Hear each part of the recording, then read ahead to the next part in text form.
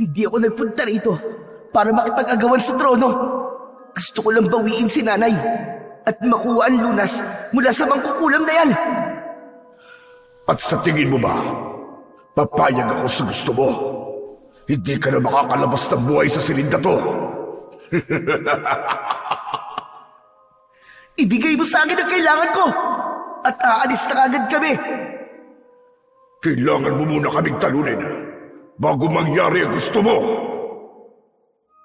Magandang araw po sa inyong lahat.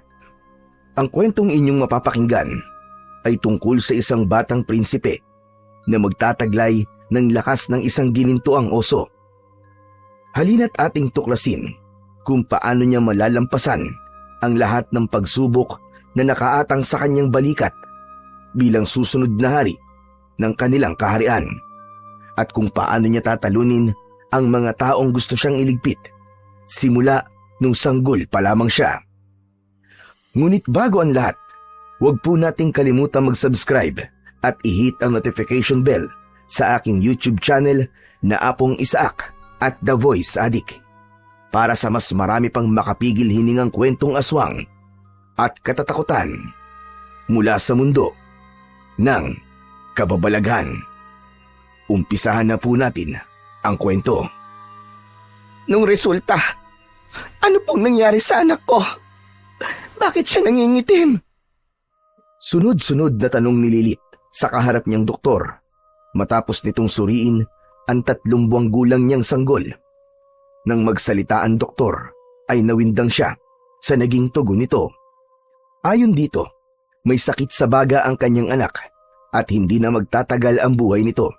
Dagdag pa nito, wala na umano itong magagawa para iligtas ang bata. Nang makaalis ang doktor, ay umiiyak niyang nilapitan ang anak at kinarga. Nang mga sandaling yun, ay walang katumbas na sakit ang kanyang nararamdaman. Hindi niya matanggap na mawawala sa kanya ang pinakamamahal na anak. Bigla siyang tumigil sa pag-iyak nang meron siyang maalala. Dali-dali siyang lumabas ng kanyang silid at nilapitan si Damian, kanang kamay ng kanyang yumaong asawa. Sunduin mo si Crispin, ngayon din mismo. Masusunod, mahal na Reyna. Kaagad itong umalis sa harapan niya para sundin ang kanyang ipinag-uutos. Habang hinihintay na dumating si Mang Crispin, ay buhat-buhat niya ang kanyang anak. Matalik na kaibigan ng kanyang lolo at kilalang albularyo at manggagamot sa kanilang lugar, ang matandang ipinapatawag niya. Umaasa siyang may magagawa ito para mabago ang kapalaran ng kanyang sanggol.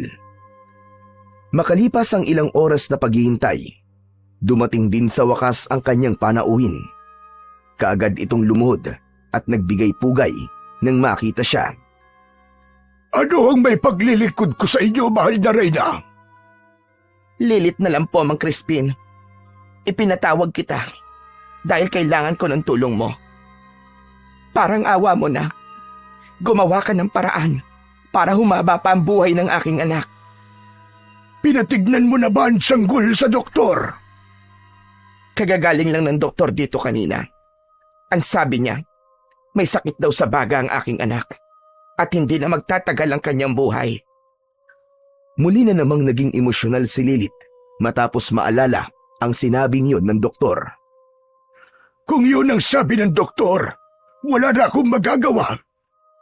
Lilith, hindi hamak na mas marami silang kaalaman pagdating sa panggagamot kumpara sa akin.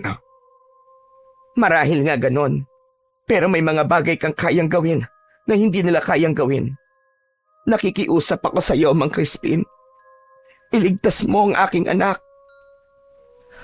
Napabuntong hininga ang matanda dahil sa sinabi niyang yon. Isa lang ang naiisip kong paraan para mailigtas siya. Subalit hindi natin alam kung ano ang posibleng maging resulta nun sa hinaharap. Sabihin niyo, Mang Crispin, ano ho yun? Kilalang bayani ng lugar natin ang lolo mo. Dahil sa kanya at sa kakayahan niyang taglay, nagkaroon tayo ng kapayapaan. Bakit niyo po biglang naungkat ang tungkol kay Lolo? at sa mutya niya. Sinulyapan muna ni Mang Crispin ang kanyang anak bago nito sinagot ang tanong niya. Dahil kakailanganin natin ang tulong ng lolo mo at ng kanyang kapangyarihan para gumaling ang iyong anak. Natigilan si Lilit sa kanyang narinig. Labis ang kanyang pagtataka. Matagal nang namayapa ang kanyang lolo, kaya paano pa nito sila matutulungan? Pero Mang Crispin, matagal na pong wala si Lolo. Alam ko, Lilith. Ang ibig kong sabihin, kakailanganin natin ang bangkay ng lolo mo. Sana lang tama ang hinala ko. Nabuo pa rin ang katawan niya hanggang ngayon. Ngunit Mang Crispin, ilang taon nang lumipas simula nang mawala si Lolo. Posible pa rin po ba yun? Posible. Lalo na't nananalaytay sa mga ugat niya ang dugo ng ginintuang oso. Kapag nailipat natin yon sa katawan ng anak mo, magagawa natin siyang mailigtas. Yun ay kung papayag ka, nahukayin natin ang bangkay ng lolo mo. At kung sakaling pumayag ka, sasabihin ko na sa iyo kagad ngayon pa lang na hindi ko pwedeng gawin ang ritual dito sa loob ng palasyo. Kailangan mong dalhin ang bata at ang bangkay ng lolo mo sa bahay ko mismo. Natahimik si Lilit at nag-isip kung tama bang gawin niya ang sinasabi ni Mang Crispin. Nang tumingin siya sa kanyang anak, bigla siyang nakapagdesisyon. Payag na po ako sa gusto niyong mangyari, Mang Crispin. Siguraduhin lang po ninyo, nagkagaling ang aking anak. Hindi pwedeng malaman ng mga taga-Banwa ang gagawin natin ito. Masyado nilang tinitingala ang lolo mo. Baka magkaproblema sa oras na malaman nilang ipapahukay mo ang bangkay niya. Lalong-lalo na si Marcos. Baka unahan ka pa niyang hukayin ang bangkay ni Marcelino sa oras na malaman niyang pwede palang maisalid sa ibang katawan ang kapangyarihan na nasa katawan ng lolo mo. Makakaasa po kayo na wala akong ibang pagsasabihan. Hihintayin ko kayo sa Biyernes. Yun ang pinakamagandang araw para sa gagawin nating ritual dahil kabilugan yun ng buwan. Tumango si Lilit bilang pagsang-ayon sa sinabi ng matanda. Darating po kami ng anak ko, Mang Crispin. O siya, sige. Aalis na ako, kamahalan. Ikaw na ang bahalang gumawa ng dahilan kapag may nagtanong sa'yo kung bakit ako nandito. Opo, ako na pong bahala. Mag-iingat po kayo. Inihatid ni Lilit hanggang sa labas ng kanyang silid ang matanda at nag-utos sa isang tauhan nito na naroon na ihatid si Mang Crispin pauwi. Ilang segundo pa lamang matapos niyang isara ang pintuan ng kanyang silid ay may narinig siyang katok mula sa labas. Sinenyasan niya ang naroroong taga-silbi na buksan ang pintuan. Hindi nga siya nagkamali ng akala kung sino ang nasa labas matapos niyang makita si Marcos. Anong kailangan mo? Sabihin mo na kagad dahil gusto ko nang magpahinga. Inilibot muna nito ang paningin sa loob ng kanyang silid bago nagsalita. Gusto ko lang namang malaman na kung bakit nagpunta rito si Mang Crispin. Inaasahan na ni Lilit na yun ang itatanong nito kaya hindi na siya nagulat. Masama ang pakiramdam ko, kaya ipinatawag ko siya para tignan ako. Bakit? May problema ba? Wala ba siyang ibang sinabi sa'yo? Maliban sa mga dapat at hindi ko dapat gawin para mabilis akong gumaling, wala na. Bakit ang dami mong tanong? Masama ba kung magpatawag ako ng isang manggagamot? Siyempre hindi. Bilang isang reyna, dapat lang na siguraduhin mo palagi na nasa maayos ang kalusugan mo. Mahirap na. Baka bigla ka na lang matulad kay Kuya Marcelo. May sasabihin ka pa ba? Ikaw na rin na nagsabi na mahalaga ang kalusugan ko. Pwede ka na bang umalis? Gusto ko na magpahinga. Masusunod, mahal na reyna. Isang nakakalokong ngiti ang iniwan nito sa kanya bago naglakad palabas. Kapatid ng kanyang yumaong asawa ang lalaki. Hindi katulad ng asawa niya Taliwas ang pag-uugali na meron si Marcos. Sakim ito at makasarili. Kaya nga hanggang ngayon ay hindi pa rin nawawala ang hinala niya na baka ito ang dahilan kung bakit nagkaroon ng malalang karamdaman ang kanyang asawa. Malaki ang galit nito sa kapatid dahil nang mamatay ang dating hari ay sa asawa niya ipinamana ang trono. Wala pang 1 taon nang pumanaw si Marcelo na kanyang asawa. Buntis siya noon sa kanilang anak na magkaroon ito ng kakaibang karamdaman na kahit si Mang Crispin ay hindi nagawang gamutin. Mahigit 1 buwan din itong naghirap bago binawian ng buhay. Napakabilis ng mga pangyayari at hanggang ngayon ay sariwa pa rin sa isip niya ang lahat. Kailangan mong gumaling, anak. Hindi pwedeng mapasakamay ni Marcos ang trono. Dahil anak ng hari, walang ibang pwedeng magmana ng tronong iniwan ni Marcelo kung hindi ang kanilang anak.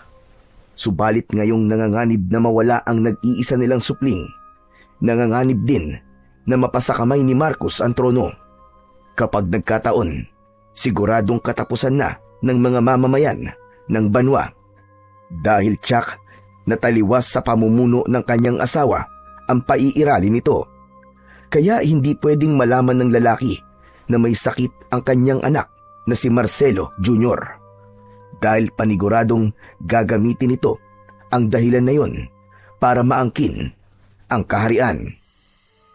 Huwag kang mag-alala, anak. Kasama mo ko sa lahat ng pagsubok na kakaharapin mo. Hinding-hindi kita pababayaan. Marahang hinaplos ni Lilith ang ulo ng kanyang anak at kinintalan ng masuyong halik ang noo nito. Kinagabihan, kaagad na isinagawa ni Lilith ang unang hakbang sa plano nila ni Mang Crispin. Mabuti na lang at may mga pinagkakatiwalaang tauhan ang kanyang yumaong asawa sa loob ng kaharian.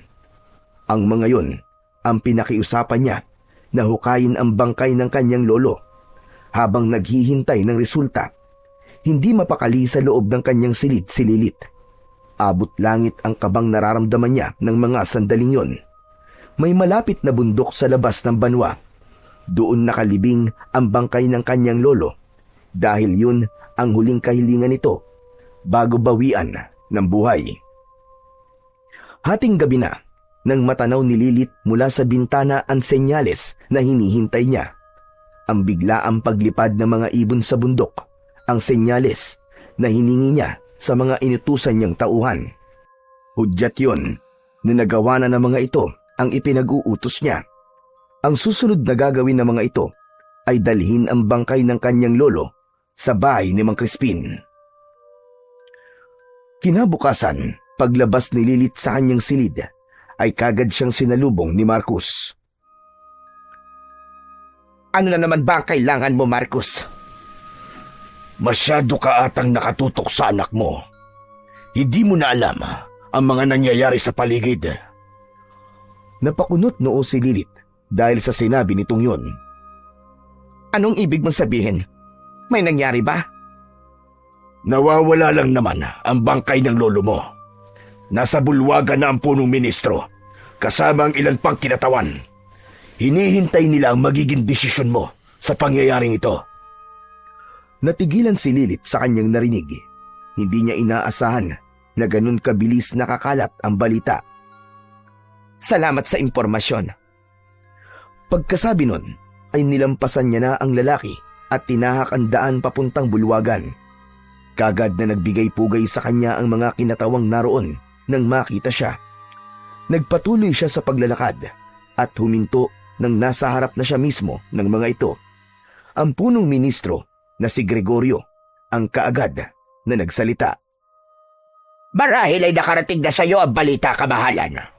Naparito kami para imukay, nahulihin at bigyan ng karampatang parusa at sino mang nagnakaw sa bangkay ni Apo Marcelino. Isang malaking katatawanan na nangyari ito. Hindi lang sa buong banwa, kundi pati na rin sa inyo, mahal na Reyna. Maaaring isipin ng inyong mga nasasakupan na wala tayong sapat na seguridad. Malaki ang ginampanang tungkulin ng iyong lolo dito sa lugar natin. Hindi natin pwedeng isawalang kibo na lamang ang pagkawala ng kanyang bangkay. Tama ang lahat ng sinabi mo, punong ministro. At sang-ayon ako sa gusto mong mangyari. Kailangan mahuli at maparusahan ang mga salarin sa lalong madaling panahon. Ipinapaubaya ko na sa inyo ang bagay na ito. At umaasa ako na magkakaroon kagad ito ng agarang resulta. Maraming salamat sa tiwala, mahal na Reyna. Makakaasa kang gagawin ko ito para mahuli na kagad ang may kasalanan. Kung wala na kayong tanong, mauuna na ako. Kahapon pa masama ang aking pakiramdam.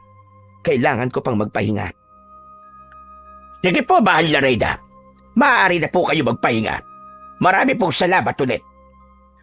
Muling nagbigay ng pugay ang mga ito nang papalabas na siya sa bulwagan. Pagbalik niya sa kanyang silid, kagad niyang tinanong ang taga-silbi kung pumasok ba si Marcus.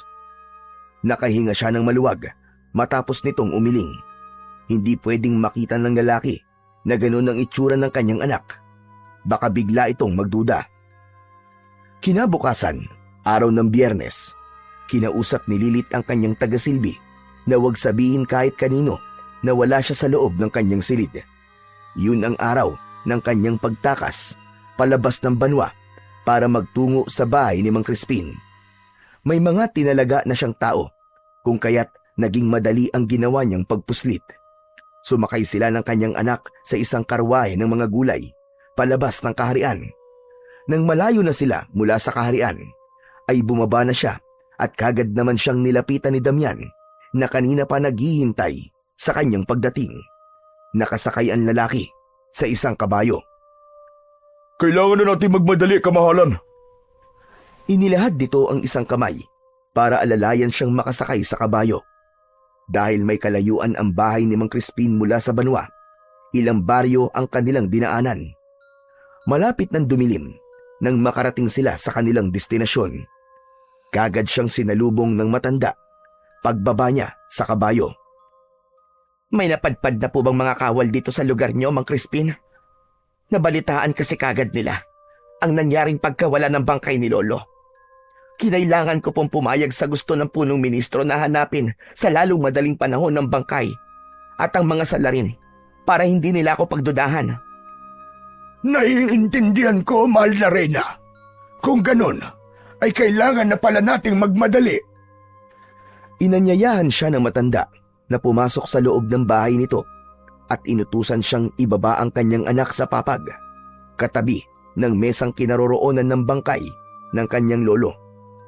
Otomatiko siyang napatitig sa katawan ng kanyang lolo. Kung ano ang itsura nito nung inilibing nila ay wala pa ring pinagbago. Hindi niya man lang kinakitaan ng pagkaagnas ang balat nito. Para lang itong natutulog ng mahimbing. Pambihira. Ilang taon na ang lumipas, pero buong-buo pa rin ang bangkay ni Lolo. Iyon ay dahil sa kapangyarihan na nasa loob ng kanyang katawan.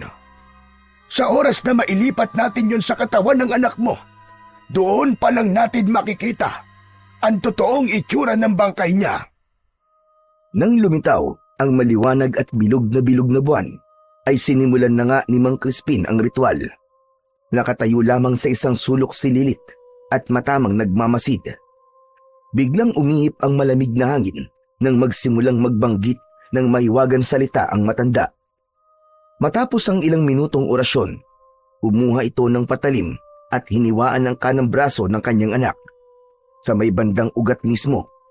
Dahil sa ginawa nitong yon, umalingaw-ngaw sa loob ng bahay ang matinis nitong iyak matapos na masaktan.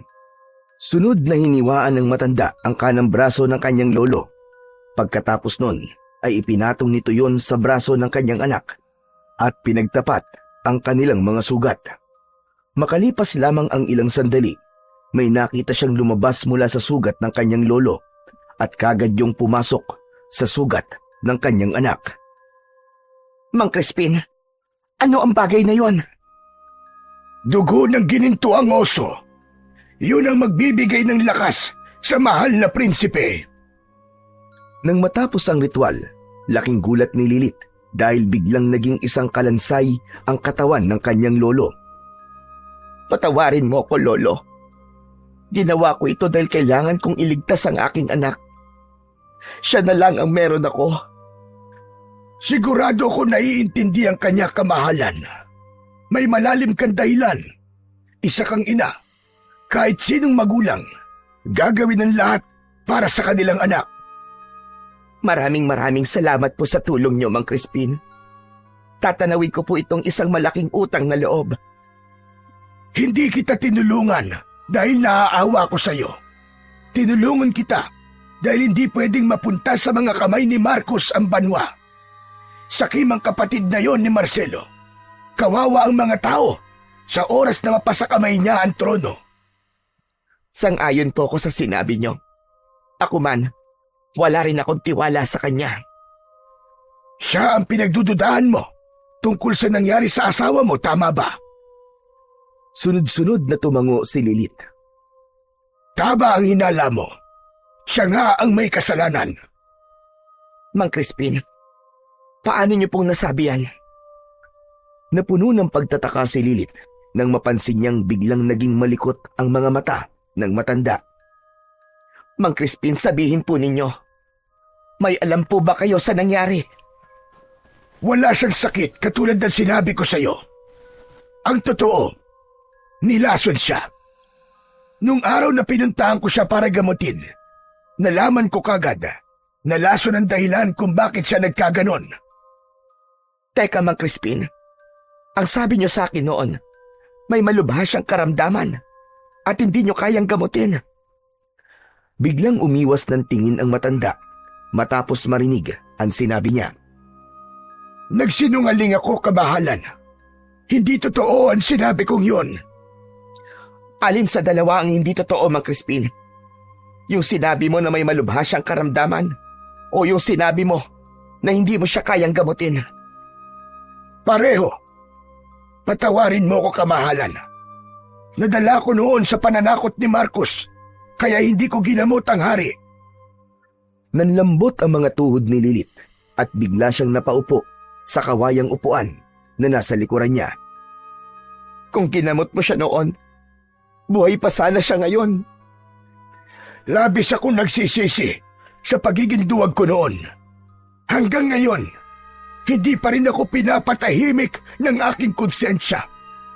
Subalit, alam kong kahit na ano pang pagsisisi ang gawin ko, hindi ko na kailanman maibabalik ang nangyari. Hindi pa huli ang lahat, Mang Crispin. May magagawa ka pa. Ilantad mo sa lahat ang ginawa ni Marcos. Hindi ko pwedeng gawin yan. Hindi pa sa ngayon. Otomatikong napakunot noo si Lilith. Bakit hindi, Mang Crispin? Dahil malakas ang kutob ko na hindi siya nag-iisa. Kung gusto talaga natin magkaroon ng hustisya ang nangyari kay Marcelo, kailangan muna nating alamin kung sino-sino ang iba pang kasama ni Marcos. Hindi niya yun magagawa ng mag-isa lang.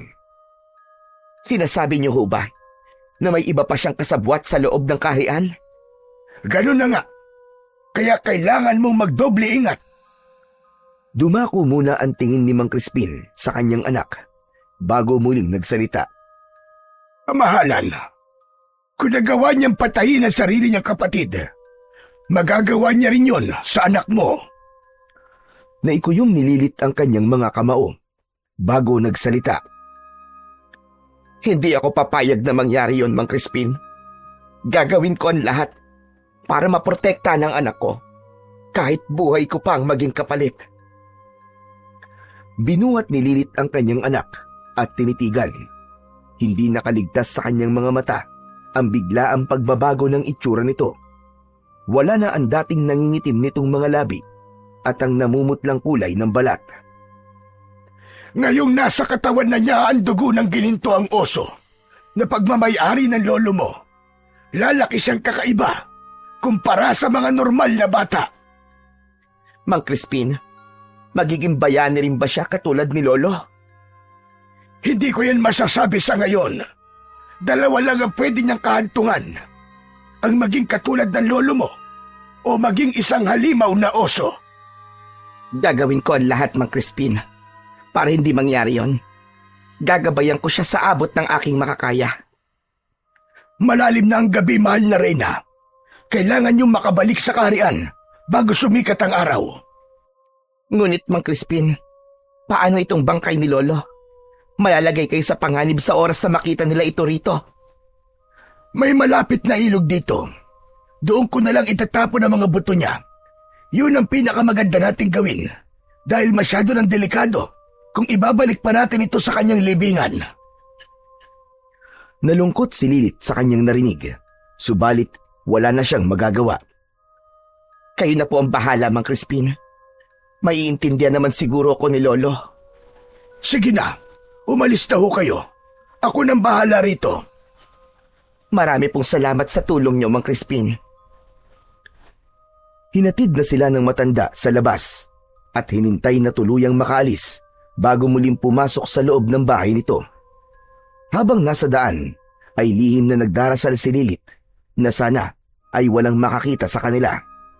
Makalipas ang ilang oras, nakabalik sila ng ligtas sa kaharian. Bago magliwanag, ay nasa loob na ulit siya ng kanyang silid. Kinabukasan, ipinabatid sa kanya ng isa sa mga taga-silbi na gusto siyang makausap ng punong ministro. Kaya naman lumabas siya at nagtungo sa malawak na hardin para paunlakan ang lalaki. Kaagad ditong tumayo sa pagkakaupo at nagbigay galang nang makita siya. Gusto mo raw akong makausap? Tungkol ba ito sa bangkay ni Lolo? Walang kaugnayan sa lolo mo kung bakit kita gustong makausap, mahal na Reyna. Kung ganon, anong dahilan? Simula nang isilang mo ang prinsipe, hindi pa namin nakita na inilabas mo siya sa inyong silid. Dahil doon, maraming haka-haka ang nabubuo sa isipan ng ilan sa mga opisyal. Iniisip nila na baka may karamdaman ng prinsipe at itinatago mo lamang sa amin. Bilang mga kinatawan ng palasyo, may karapatan kaming malaman ang totoong kalagayan ng susunod na magiging hari. Nakipagtitigan muna si Lilith sa kanyang kausap bago ito nagsalita. Para sa ikakatahimik ng inyong mga isipan, bukas na bukas din, ihaharap ko sa inyo ang aking anak. Malaya kayong lapitan siya para matiyak nyo sa inyong mga sarili kung tama ba o hindi ang mga hinala nyo. Iparating mo yan sa kanila. Masusunod po, mahal na Reyna. Ano na pala ang resulta sa paghahanap nyo sa bangkay ng aking lolo? Marami na kaming napuntahang mga baryo, pero hindi pa rin namin nakikita ang bangkay. Huwag po kayong mag-alala. Susuyurin namin ang bawat baryo na pupuntahan namin. Aasahan ko yan. May sasabihin ka pa ba, Gregorio? Wala na po, mahal na Reyna. Maaari na po kayong bumalik sa inyong silid. Maraming salamat po. Nang marinig ang sinabing yon, ay tumalikod na siya at humakbang palayo. Habang naglalakad, ay laman ng isip niya ang kanilang pinag-usapan.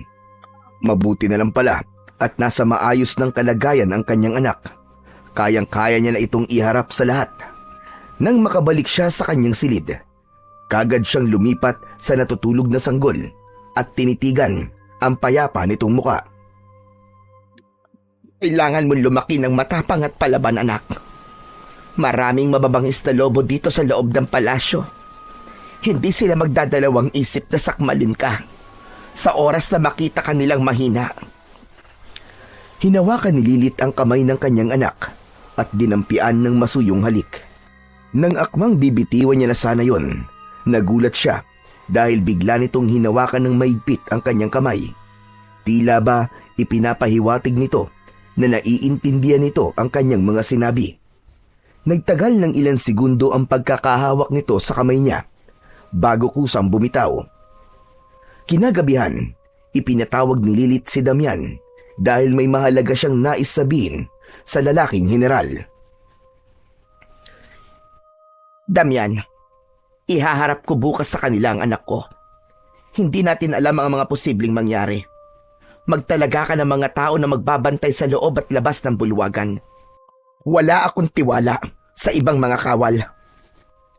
Makakaasa po kayo, kamahalan, para matiyak ang kaligtasan ng prinsipe. Sasama ako sa inyo sa loob. Maraming salamat, Damian. Sige na, magpahinga ka na. Tumayo ang general at nagbigay galang muna bago lumabas ng kanyang silid.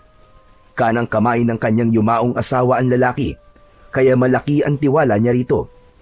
Nung nabubuhay pa ang kanyang asawa, ay paulit-ulit nitong sinasabi na bukod sa kanya, ang lalaking general ang pangalawang tao na labis nitong pinagkakatiwalaan sa loob ng palasyo. Ilang beses na rin niyang nasaksiyan kung gaano katapat si Damian sa pumanaw na hari. Kinabukasan, katulad na napag-usapan nila ni Gregorio, dinala niya sa bulwagan ng kanyang anak para iharap sa mga kinatawan ng palasyo. Tumayo siya sa harapan ng mga ito at nagsalita. Nakarating na sa akin ang inyong mga hinaing patungkol sa aking anak. Marami sa inyo nagdududa at iniisip na meron siyang karamdaman, kaya hindi ko siya inilalabas. Ngayon, para magkaroon kayo ng pagkakataon na kumpirmahin ng inyong mga hinala, malaya kayong lumapit at tignan siya. Isa-isang nagsilapitan ang mga ito upang makita sa malapitan ang kanyang anak. Saktong malapit na silang matapos nang biglang bumukas ang pintuan at mula roon ay iniluwa si Marcus. May ganito na palang ganap, pero wala man lang nagsabi sa akin. Kung hindi ko pa narinig sa mga bulong-bulungan sa labas, hindi ko malalaman. Tiyuhin ako ng mahal na prinsipe, pero mas nauna pa siyang makita ng mga opisyal. Hindi pa naman huli ang lahat, Marcus. Nandito pa kami, kaya pwede ka nang lumapit ngayon din para makita ang anak ko. Naglakad palapit sa kanya ang lalaki at huminto nang nasa tapat niya na mismo. Tinitigan nito ang karga-karga niyang sanggol at kalaunan ay ngumiti. Mahal na Reyna, hindi mo ba ipapakita sa amin ang katawan niya? Paano namin matitiyak na talagang walang karamdaman ng mahal na prinsipe kung mukha lang niya ang nakikita namin? Tama ba ako, punong ministro? Otomatiko siyang tumingin kay Gregorio. Nang magsalita ito, Ganun na nga, kabahalan. Mas matitiyak na bawat isa sa atin dito na nasa maayos ang kalusugan ng prinsipe kung makikita natin ang kanyang katawan. dahil sa sinabing yun ng punong ministro, kaagad namang sumang-ayon ng ilan sa mga kinatawan. Inaasahan na ni Lilith na magiging agresibo ang mga ito, subalit hindi niya pa rin maiwasang makaramdam ng galit. Gayunpaman, mas pinili niya pa rin maging kalmado. Humarap siya kay Damian at inutusan ang lalaki na alisin ang telang bumabalot sa katawan ng kanyang anak. Muli, isa-isang nagsilapitan ang mga opisyal upang suriin ng tingin ang sanggol. Siguro naman ay mapapanatag na ang inyong mga isipan mula ngayon. Maraming salamat sa konsiderasyon, mahal na Reyna. Nais lang namin matiyak na maayos ang kalusugan ng susunod na hari. Hindi niya pinansin ang sinabing yun ng punong ministro. Sa halip, tinignan niya si Marcus. Sana masaya ka na makitang malusog ang iyong pamangkin. Oo naman, kamahalan. Batid ni Lilith na malayo sa katotohanan ang sinabi nitong yun. Gayunpaman, hindi na lang siya umimik. Nang patapos na ang pagtitipon, isa sa mga opisyal ang biglang naglabas ng patalim at tumakbo palapit sa kanilang mag-ina. Subalit bago pa man yung tuluyang makalapit, ay kagad na humarang sa kanila si Damian at naglabas ng espada. Kusang napahinto ang lalaki at binitiwan ng hawak na kutsilyo. Nilapitan ito ni Damian at inalis ang taklob sa ulo gamit ang dulo ng kanyang espada. Hindi ka kabilang sa mga opisyal. Sino ka?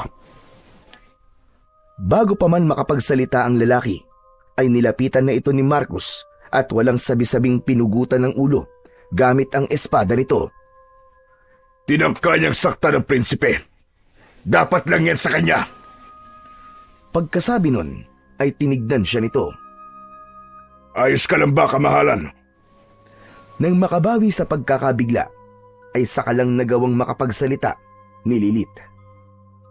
Hindi mo muna dapat siya pinatay. Hinayaan mo muna siya sanang sagutin ang mga tanong ni Damian. Ginawa ko lang ang dapat kong gawin, mahal na Reyna. Higit na mahalaga ang kaligtasan ng prinsipe kaysa sa ano pa mang bagay. Nag-ayon ako sa sinabi mong yan, kamahalan. Dapat lang na maparusahan kagad ng sino mang magtatangkang gawa ng masama ang ating mahal na prinsipe. Hindi na muling nagsalita pa si Lilith. Sapat ng malinaw niyang nakikita kung ano ang kasalukuyang nangyayari. Alam niyang kaya yun ginawa ni Marcus para pigilan ang lalaki sa pagsasalita. Mahal na Reyna, maaari na kayong bumalik sa inyong silid. Maraming salamat sa pagpapaunlak niyo sa amin. Tikom pa rin ang bibig na naglakad palabas ng bulwagan si Lilith. Sa kanyang likuran ay nakasunod si Damian. Pagdating sa kanyang silid, ay inanyayahan niyang pumasok ang general. Tungkol sa nangyari sa loob, sa tingin ko, sinadya yung gawin ni Marcus para hindi makapagsalita yung lalaki. Alam ko yon, Damian. At hindi na yon nakakagulat. Anong balak mo ngayon, mahal na Reyna? Wala. Maliban sa panatilihing ligtas ang anak ko hanggang sa dumating siya sa tamang edad. Kahit alam na natin ngayon kung sino ang kalaban, hindi pa rin tayo pwedeng kumilos ng basta-basta dahil hindi natin alam kung sino pa sa palasyo ang mga kakampi niya. Sa ngayon, kaligtasan muna ni Marcelo ang mahalaga. Kung ganun, kailangan niyang matutong makipaglaban. Ako ang magtuturo sa kanya kapag kaya na niya. May iba ko naiisip, Damian. Ano yun, kamahalan? Gusto kong lumayo kasama ang anak ko. Yun lang ang naiisip kong paraan para matiyak ang kaligtasan niya. Hanggat nandito kami sa loob ng palasyo, hindi ko tiyak kung hanggang kailan siya magiging ligtas. Ibig niyong sabihin, mahal na Reyna, tatakas kayo ng mahal na prinsipe? Tama ka, Damian. At kailangan ko ng tulong mo para magawa ko yon. Ikaw na ang bahalang magplano kung paano kami makakalabas dito. Kailangan kong mailayo ang anak ko rito sa lalong madaling panahon. Sigurado ka na ba talaga sa desisyon mong yan, mahal na Reyna? Oo, Damian. Matagal ko na rin itong pinag-isipan. Kung ganun, sige. Ako na po ang bahala. Makakalabas kayo rito ng ligtas, pangako. Malaki ang tiwala ko sa iyo, General. Alam kong hindi mo kami ipapahamak ng anak ko.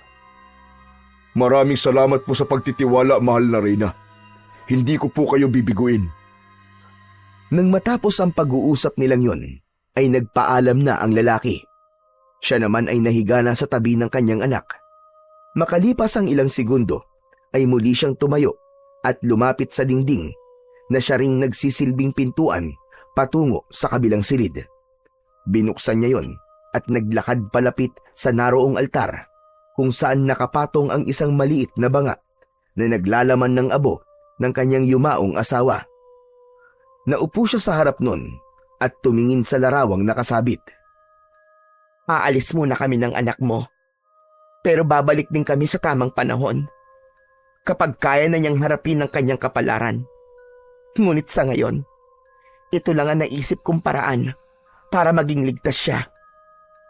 Huwag kang mag-alala, mahal kong asawa. Hinding-hindi ko pababayaan ang anak natin.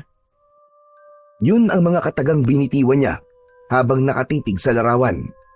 Balak niya pa sanang manatili ng ilan pang minuto sa loob. Subalit bigla siyang napatakbo palabas nang marinig niya ang iyak ng kanyang anak. Binalot siya ng takot nang maabutan niyang karga-karga ng kanyang tagasilbian sanggol at may hawak itong patalim. Bakas sa mukha ng babae na tila napilitan lang ito kaya sinubukan niya itong pakiusapan. Huwag mong gawin yan. Huwag mong saktan ang anak ko. Bumukas ang pintuan ng kanyang silid at iniluwa nun si Damian. Nang akmang bubunot ng espada ang general, ay pinigilan niya ito. Baka biglang mataranta ang babae at saksakin ang anak niya. Akin na ang anak ko. Huwag kang mag-alala. Hindi kita parurusahan. Dahan-dahan siyang naglakad palapit dito habang nagsasalita.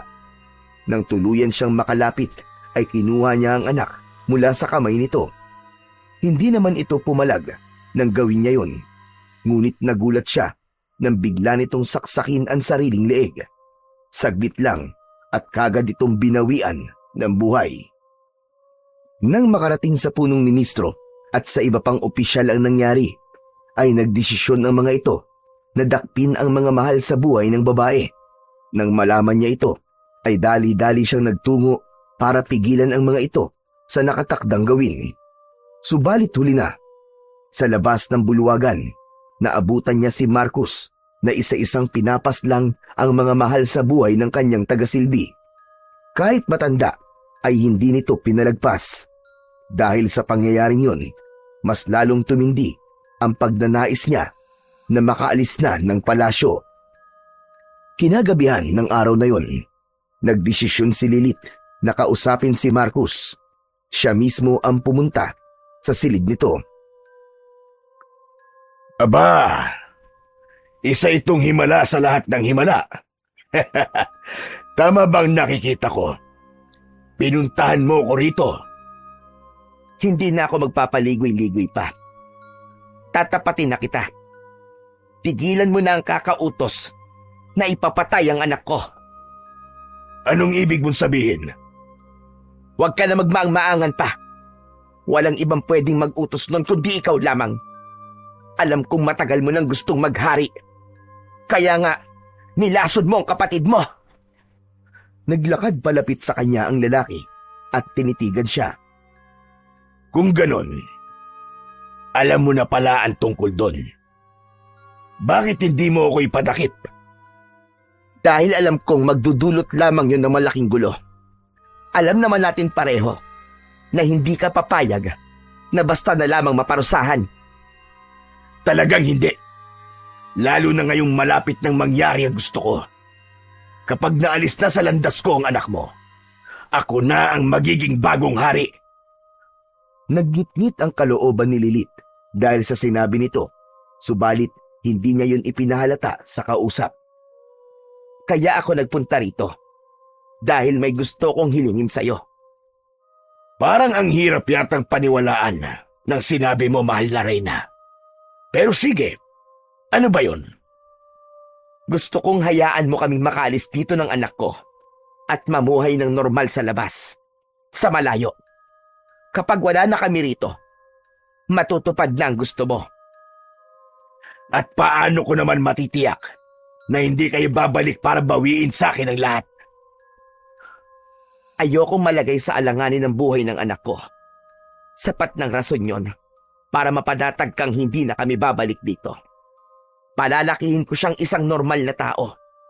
Ililihim ko sa kanya ang lahat. Saglit na natahimik ang kanyang kausap at tila nag-iisip. Makalipas ang ilang segundo, ay muli itong nagsalita. Alang-alang sa iisang dugo na nananalaytay sa amin ng prinsipe, papayag ako sa gusto mo, mahal na Reyna. Pagkakataon mo na ito para mamuhay ng mapayapa kasama siya. Pero sa oras na magpakita ulit kayo rito sa banwa, ako mismo ang papatay sa inyo. Katulad ng sinabi ko, hindi ako papayag na malagay sa alanganin ng buhay ng aking anak. Kapayapaan ang nais mo. Kapayapaan ang ibibigay ko sa'yo. Basta wag na ulit kayong babalik dito. Makakaasa ka. Iyong-iyo na ang trono mo. Pagkasabi niya ng mga katagang yon, ay tumalikod na siya at naglakad palabas ng silid nito. Nang malapit na siya sa kanyang silid, ay nakasalubong niya si Damian. Sinenyasan niya itong sumunod sa kanya sa loob. Wala nang pagtakas na magaganap, Damian. May ibang paraan ako naisip. Tumingin siya sa lalaki at sinimulan niyang ikwento ang napag-usapan nila ni Marcus. Ano ka mo, mahal na Reyna? Ibinigay niyo ang trono sa kanya? Sa ngayon lang, Damian. Sa ngayon lang. Para sa kaligtasan ng aking anak. Pero mahal na Reyna, paano ka nakatitiyak? Natutuparin niya ang sinabi niya. Hindi naman ako naniniwala sa mga binitiwan niyang salita, Damian. Uso si Marcus. Alam kong gagawa pa rin yun ng paraan para tuluyang mawala sa landas niya ang anak ko. Ang mahalaga rito, hindi na natin kailangan pang magpakahirap magplano para makalabas ng banwa. Sa bagay, tama ho kayo, kamahalan. Mas delikado nga kung patago tayong tatakas dahil kapag nahuli nila kayo, tiyak nakatapusan nyo na. Kailan ang balak niyong pag-alis? Ngayon din mismo, Damian. Ipaghanda mo ako ng kabayo. Magdadala lang ako ng ilang gamit. Masusunod po, mahal na Reyna. Nang lumabas ng kanyang silid ang lalaki, ay inabala niya ang sarili sa pagbabalot ng mga gamit na dadalhin niya. Makalipas ang ilang minuto, muling bumalik si Damian. Mahal na Reyna, nakahanda na po ang kabayo. Nilapitan nito ang binalot niyang gamit at isinukbit sa likod. Siya naman ay kinarga ang kanyang anak at isinakay sa telang nakatali sa kanyang katawan. Sabay silang naglakad palabas at ilang sandali pa ay pareho na silang nakasakay sa kanya-kanya nilang kabayo at tinatahak ang daan palabas ng tarangkahan ng banwa. Namukaan siya ng mga kawal na nakagwardya subalit hindi niya pinansin ang nagtatakang tingin ng mga ito. Ngunit hindi pa man sila nakakalayo ay may narinig silang mga yapak ng kabayo mula sa kanilang likuran. Paglingon niya, 3 tao ang nakita niyang humahabol sa kanila. Alam niyang mga tauhan yon ni Marcus. Mauna ka na, mahal na Reyna. Ako nang bahala rito. Pagkasabi nun, ay nakita niyang huminto si Damian at hinintay na makalapit ang mga humahabol sa kanila. Wala siyang inaksayang sandali. Mas binilisan niya ang pagpapatakbo. Bago lumiko, ay narinig pa niya ang ingay ng mga espadang nagkikiskisan. Walang 10 minuto ang lumipas, ay may narinig siyang sumusunod sa kanya. Nakahinga siya ng maluwag nang matiyak niyang si Damian yon. Binagalan niya ang kanyang pagpapatakbo at hinintay itong makalapit. May sugat ka, Damian. Aniya nang makita ang dumudugo nitong balikat. Wala ito, kamahalan. Tara na, bago pa may dumating na iba. Kay Mang Crispin tayo. Pagkasabi nun, ay binilisan na niya ulit ang pagpapatakbo. Malapit nang sumilay ang bukal liwayway nang makarating sila sa lugar ni Mang Crispin. Naabutan nila ang matanda na merong ginagamot. Mang Crispin, ano ang nangyari sa kanya? Habang nagsasalita, ay nakatingin si Lilith sa balikat ng lalaking ginagamot ng matanda. Inatake raw siya ng aswang. Mabuti na lamang at nagawa pa niyang makatakas at makapunta rito. Nagsalubong ang 2 kilay ni Lilith dahil sa sinabi na yon ni Mang Crispin. Ano kanyo, Mang Crispin? Aswang? Hindi ba't bago mawala si Lolo, ay nagawa na niyang talunin ang lahat ng mga aswang? Yun din ang pagkakaalam ko, mahal na Reyna. Kaya nga nagkaroon ng kapayapaan sa loob at sa labas ng kaharian. Nang mga sandaling yon, hindi alam ni Lilith kung ano ang kanyang mararamdaman. Umalis sila sa kaharian dahil mapanganib, subalit ganun din pala sa napuntahan nilang lugar. Pati pala rito sa labas ng banwa ay hindi ligtas ang aking anak. Teka nga, sandali lang. Hindi ko pa pala na itatanong sa inyo kung bakit bigla na lamang kayong napasugod dito. Sasabihin ko po mamaya, Mang Crispin, pagkatapos niyo po siyang gamutin. Ang tinutukoy ni Lilith ay ang lalaking kasalukuyang ginagamot ng matanda. O siya, sige. Maupo muna kayo at tatapusin ko lang ito. Hinintay niyang matapos sa panggagamot ang matanda at nang makaalis ang lalaking ginagamot nito, ay ikinuwento niya na sa matanda ang lahat. Hindi ligtas kung mananatili kayo rito. May alam akong lugar na pwede niyong pagtaguan. Doon, tiyak na hindi kayo matutuntun ni Marcos. Subalit ngayon pa lang, ipapaalam ko na sa'yo. Malaki ang kakaharapin mong pagbabago sa lugar na tinutukoy ko.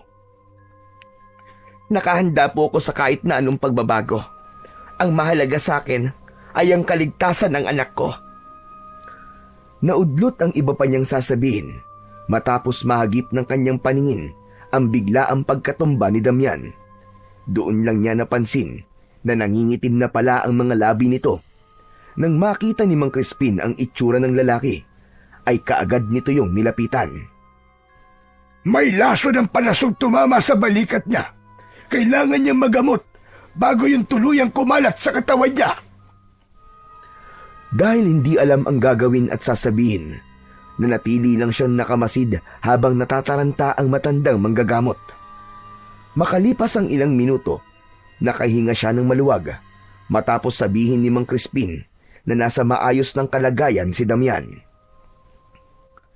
Kailangan din ang umalis dito sa lalong madaling panahon.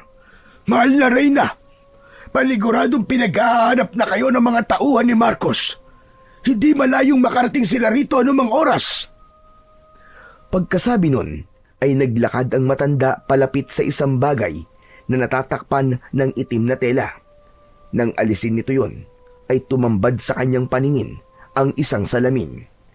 Nagtaka pa siya dahil nang tumapat siya roon ay wala siyang nakitang refleksyon niya.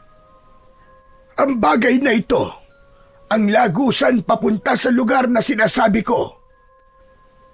Namangha si Lilith sa kanyang narinig. Hindi siya makapaniwala na napakahiwaga pala ng bagay na nasa kanyang harapan. Nilapitan niya yon at nang subukan niyang ipatong ang isa niyang kamay sa mismong salamin, ay tumagos lamang yon. Dala ng pagkagulat, kagad niyang binawi ang kanyang kamay. Mang Crispin, saan po galing ang salamin na ito? Sa isang aswang na mangkukulam na kalaban ng lolo mo. Dito siya pumasok noon para makatakas. Balak sanang sirain ni Marcelino ang salamin na ito para hindi na makabalik ang aswang. Subalit pinigilan ko siya. Sinabi kong ibigay na lang niya sa akin. Natigilan si Lilith sa kanyang narinig. Ibig sabihin, nandun ang aswang na yon sa lugar na pupuntahan namin? Ganun na nga, pero huwag kang mag-alala. Masyadong malawak ang pupuntahang lugar, kaya malabong makita niyo siya. Isa pa, ilang taon nang nakakaraan simula nang mangyari yon. Baka matagal na siyang patay, lalo na't nagawa siyang saksakin ng lolo mo sa dibdib bago makatakas. Kahit papano ay nabawasan ang nararamdaman niyang pagkabahala matapos marinig ang sinabing yon ng matanda. Mahal na Reyna, ano na po ang inyong desisyon? Aalis na po kami ngayon, Mang Crispin. Kayo na lang po ang bahalang magsabi kay Damian kapag nagkamalay siya. Pwede siyang wag sumunod kung gusto niya. Sige, ako na ang bahalang magpaliwanag sa kanya. Maraming salamat po sa lahat ng tulong niyo, Mang Crispin. Kung sakaling gustuhin mong bumalik, nakasulat dito kailangan mong gawin. Isang blankong papel at maliit na bote na may kung anong laman ang ibinigay nito sa kanya. Kailangan mo lang basahin ang papel na yan gamit ang likidong nasa loob ng bote para mabasa ang nakasulat. Nag-aalangan man, ngunit tinanggap pa rin yon ng mahal na Reyna. Paalam, Mang Crispin. Muli, maraming salamat po. Hanggang sa muli, mahal na Reyna. Mag-iingat kayo. Nginitian ni Lilith ang matanda bago siya muling humarap sa salamin. Dahan-dahan niyang idinantay ang isa niyang kamay hanggang sa unti-unti yung lumubog. Nang mahigit kalahati na ng kanyang braso ang nasa loob ng salamin, ay biglang may malakas na puwersa ang humila sa kanya papasok. Napapikit siya nang maramdaman niyang para siyang bumubulusok sa kawalan. Pagkatapos ng mga pangyayaring yon, ay mabilis na lumipas ang 10 taon. Akin na yan! Baon ko yan eh! Sigaw ng 10 taong gulang na si Marcelo habang pilit na binabawi ang pagkain niyang bigla na lamang inagaw ng mga sutil niyang kaklase. Sa halip na ibigay, pinagtawanan lang siya. Hindi lang yun ang unang beses na pinagtripan siya ng mga ito. Sa katunayan, halos araw-araw ay ginagawa siyang katatawanan. Kung pwede nga lang, ay ayaw niya nang pumasok dahil walang gustong makipagkaibigan sa kanya. Akin na sabi yan eh!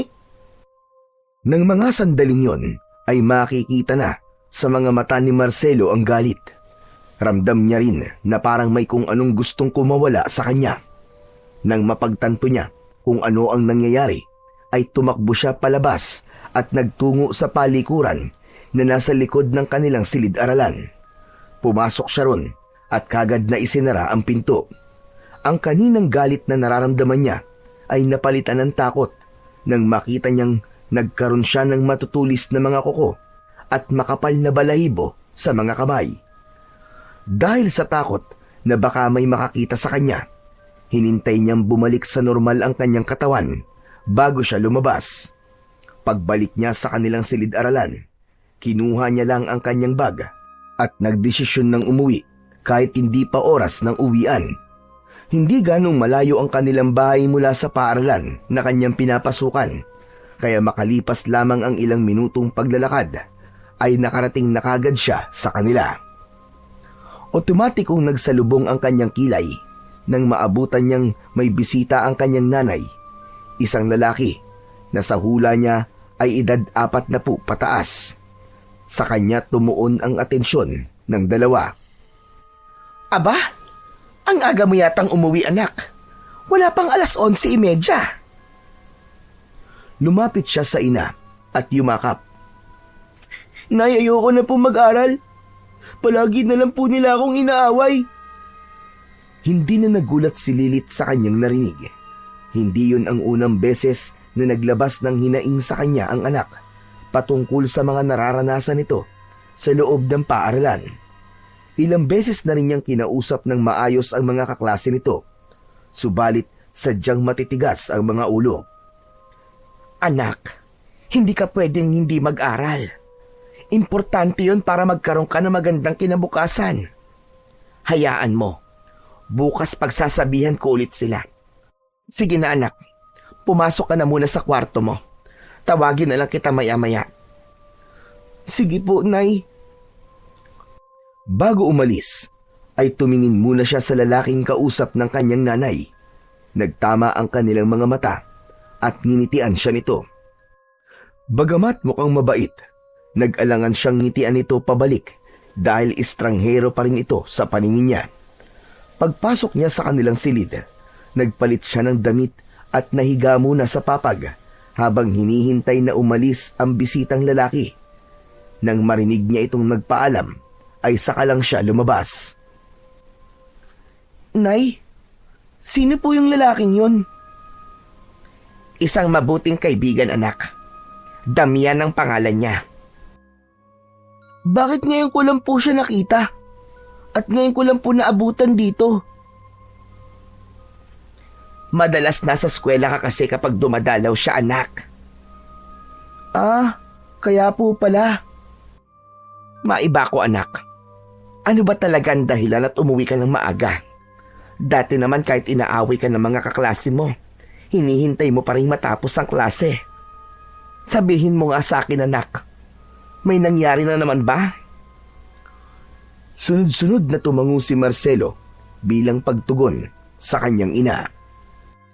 Ano nangyari, anak? May nakakita ba? May sinaktan ka ba? Wala po. Nagkulong lang po ako sa banyo. Ay, salamat sa Diyos. Mabuti naman kung ganun ang ginawa mo, anak.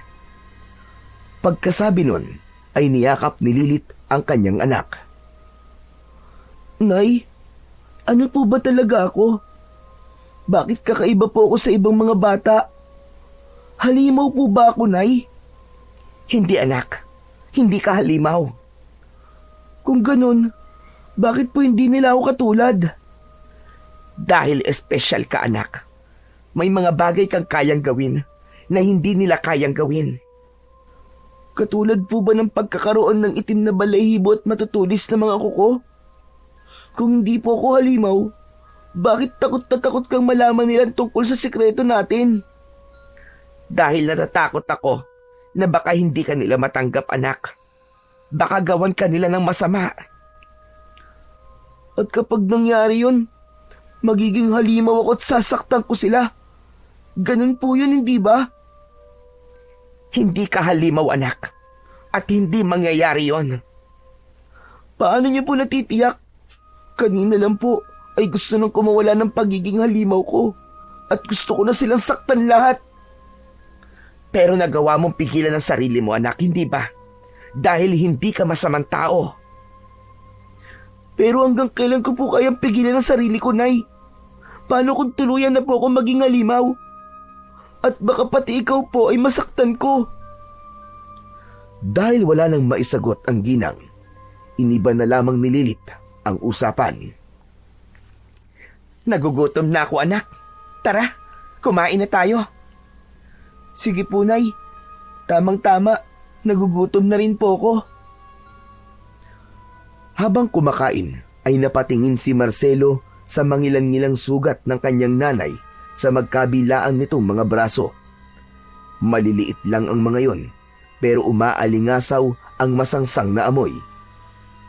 Nay, parang dumadami po yata ang mga sugat niyo ah.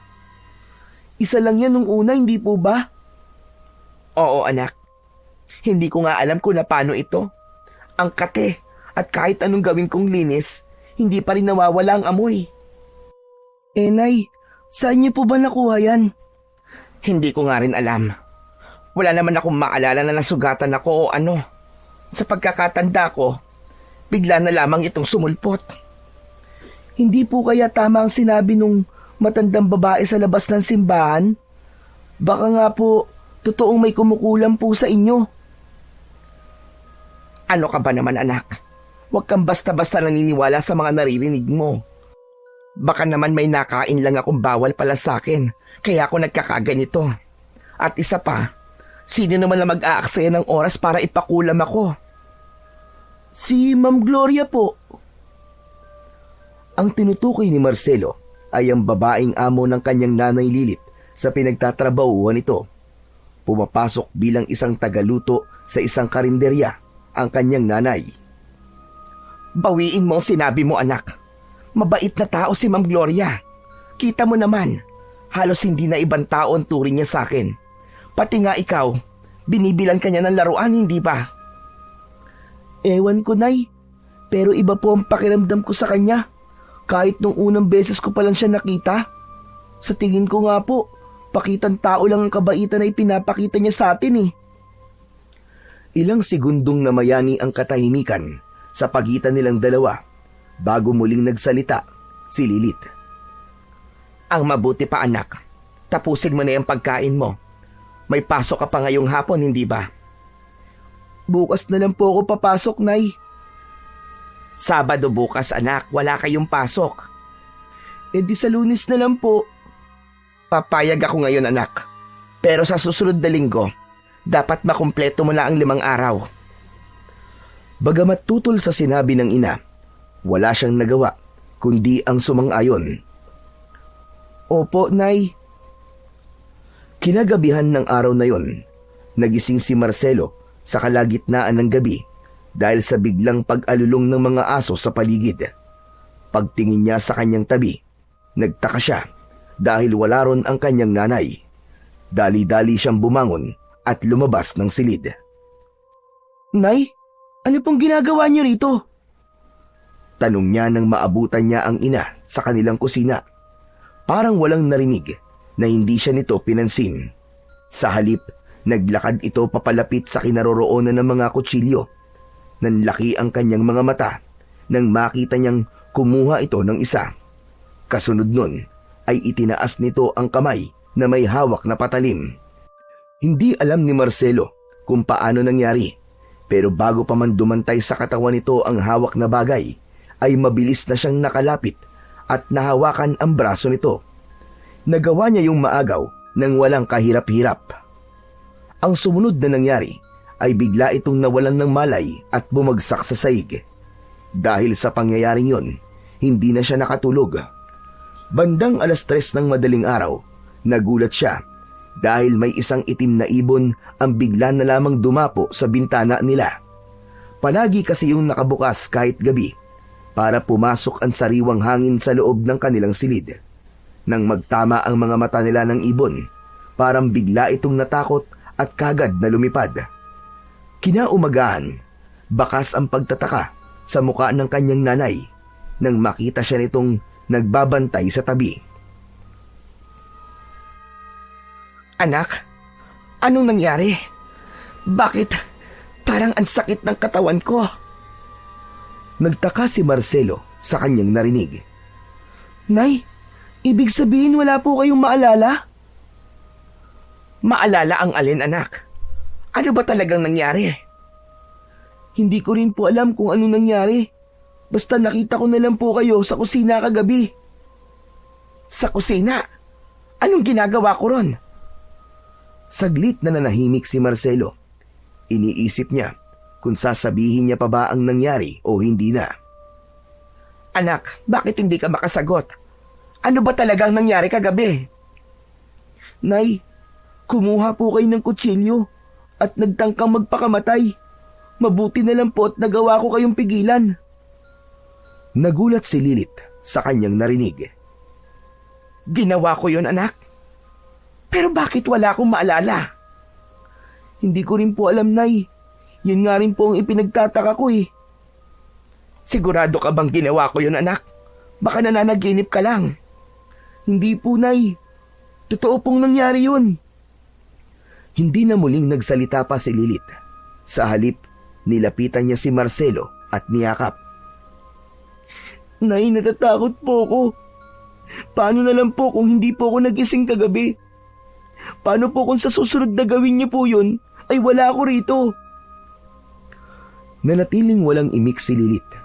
Sinubukan niyang isipin ang nangyari, pero wala talaga siyang maalala. Dahil doon, isang desisyon na ang nabuo sa isip niya. Tumayo siya at lumapit sa tokador at may hinalungkat sa loob nun. Hinahanap niya yung papel at bote na ibinigay noon sa kanya ni Mang Crispin bago siya umalis. Nay, ano pong hinahanap niyo dyan? Huminto sa paghalongkat si Lilith nang makita niya ang hinahanap. Inilagay niya pala yon sa isang maliit na kahon.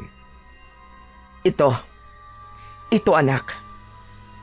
Inilabas niya ang mga yon at pinakita kay Marcelo. Ano po mga yan, Nay? Sa halip na sagutin ang tanong ng anak, binuksan niya ang maliit na bote at maingat na pinatakan ng laman nun ang papel na ipinatong niya sa papag.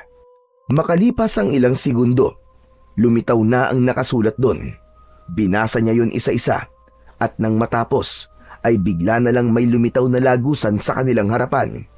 Walang pagdadalawang isip na hinawakan niya sa kamay si Marcelo at sabay silang pumasok. Makalipas ang ilang minutong pagbulusok nila sa gitna ng karimlan, ay bigla na lamang silang bumagsak. Inaasahan ni Lilith na sa mismong bahay ni Mang Crispin sila babagsak, subalit laking gulat niya nang mapagtanto kung saan sila tumagos. Nasa loob sila ng palasyo, sa silid niya mismo. Nay, nasan po tayo? Ano po yung butas kanina? Ano po ba nangyayari? Mamaya ko na ipapaliwanag sa iyo, anak. Kailangan na muna nating makalayo rito. Walang paglagyan ang kabang nararamdaman ni Lilith ng mga sandaling yun. Siguradong katapusan na nila pareho kapag may nakakita sa kanilang dalawa. Dahan-dahan niyang binuksan ng pinto at nang matiyak na walang kawal na nakabantay sa labas, ay kagad niyang hinila si Marcelo. Ilang metro pa lang ang natatakbo nila nang biglang may 3 kawal na humarang sa kanilang daan. Nang makilala siya, ay kagad na humugot ng espada ang 3 at itinutok sa kanila. Akala ni Lilith ay katapusan na nila, subalit sa isang iglap ay bigla na lamang bumagsak ang 3 kawal. Pagtingin niya sa katawan ng mga ito ay may nakabaon na pana sa dibdib at ulo. Paglingon niya sa pinanggalingan ng pana, nakita niya si Damian na papalapit. Muntik na akong mahuli. Patawad, mahal na Reyna. Nagtaka si Marcelo sa kanyang narinig. Subalit bago pa man siya magkaroon ng tsansa na magtanong, ay hinila na siya ng kanyang nanay at muli silang tumakbo. Kasabay nila ang lalaking tinawag nitong Damian. Nang huminto sila para magtago, ay nilapitan siya nito. Hawakan mo ito. Kapag may lumapit, huwag ka magdadalawang isip na gamitin yan. Kailangan nating makakuha ng kabayo. Natulala si Marcelo nang iabot nito sa kanya ang hawak nitong espada.